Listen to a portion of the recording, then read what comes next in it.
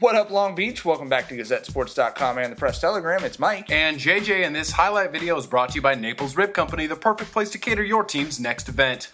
The sights, the sounds of Long Beach's oldest sports tradition. This is the 110th homecoming for Long Beach Poly High School. You got the international ambassadors out there. Pretty cool old tradition in the city. And fun for the whole family, Jage. Love that. Know them. You know it's a tradition when every time the B-roll is the same. Because it's tradition, people. Jackrabbits trying to stay unbeaten in the Moore League. Jordan has got some talented guys like Mayshawn Misher and Joe Torres, our cover boy. But it was tough sledding for the Panthers on offense as the swarming Jackrabbits defense was all over that double wing offense. And then on offense, it was right back at you the other way. Yeah, Darius Krieger going to be wide open here. Corral finding him for the 59-yard touchdown. It's October when I start wondering if Darius Krieger is just waiting for me to fall asleep so he can sneak into my nightmares and catch a touchdown over me.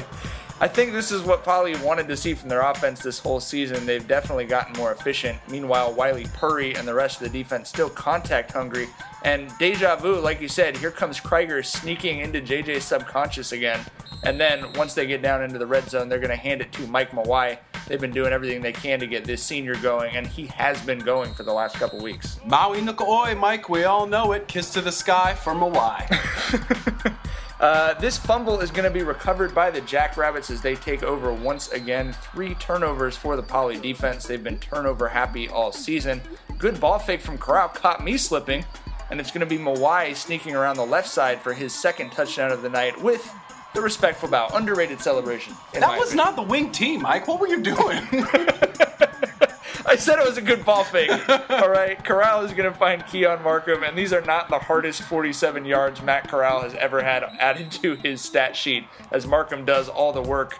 Uno taking it in for the 47-yard score. Those twins are so talented, man. I can't wait to see where they go with their football careers. Justin LeBoeuf going to bust through for a sack. And then, it's interesting. You see these scores, and they're really lopsided. But Poly really does a lot to try and keep them from getting too out of hand. They know they're probably going to be able to return these punts for touchdowns. So they literally, as soon as it's punted, run off the field.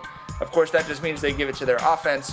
Krieger, a great game. 4 catches for 170 yards and 2 touchdowns. He does get knocked out right there. Yeah, but he ended up on Elm Street. Easy peasy, Jalen Heasy. He's a big target. Hall and Corral nowhere to find him. Big arm, big target, easy 10-yard touchdown as the 2 All-Americans hook up right there. Jackrabbits getting everything they wanted done on offense, including Mike Mawai, 7 carries, 102 yards, and 3 touchdowns. That's 3 straight games over 100 yards for Mawai as he's returned from injury and looking stronger than ever. Yeah, finding his rhythm at the right time of the year, huh? For sure. 42-0 Poly early second quarter, and this just does not look fun to me. Hasn't been fun for anybody playing the Poly defense this year. And perhaps not so fun for the Poly defense either, but on offense, Corral finding USC commit Cam McDonald, who is making his way up the field. Then Corral's going to find him again. A lot of college coaches on the sideline from the SEC and the Pac-12, and there was a lot for them to see on this Friday night as all of the Poly stars were performing. Hey, it's a JJ. Josh Jones, the linebacker, going to do a little offense. Corral hits him. 4 different receivers with touchdowns from the big boy, OK Corral. And then he's going to close the first half going back to who he started with.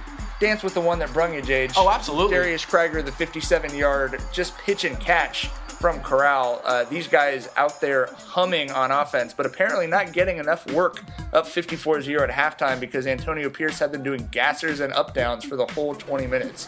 Love that. Not me. I'm tired enough just watching all the running around. We cut live to usually the helicopter films you. In this case, we filmed the helicopter. Oregon coach Willie Taggart coming in on his helicopter. The Swagacopter. And then Florida there to see Matt Corral as well. Like I said, a lot of big names on the sideline. But in the second half, it was the youngsters. Freshman Jake Garcia finding the junior Keon Markham. Markham had 2 catches for 97 yards and a pair of touchdowns. Like JJ said, I'm very excited to see how he and his twin brother Keywan develop because they have been excellent. Jake Garcia, all he does is throw touchdowns. He hits McDonald for the TD there. Freshman was 2 for 3 for 66 yards and 2 tubs. And a little history here for Poly is Asha McClin went 9 of 11 on extra points today, the second girl in Poly football history to score and the most points ever by a girl for the Poly football team. That is pretty cool. Younger sister of a soccer player we know very well, Keelan McClin, up at Washington State. Another big Moore League win for Poly. Another big game for them coming up next week against Lakewood for senior night. Thanks as always to all of our sponsors, including Papalucci's, a great place to eat on 2nd Street. coverage of that Poly Lakewood game and everything else Long Beach sports, you already know you're in the right place. You just got to keep it right here.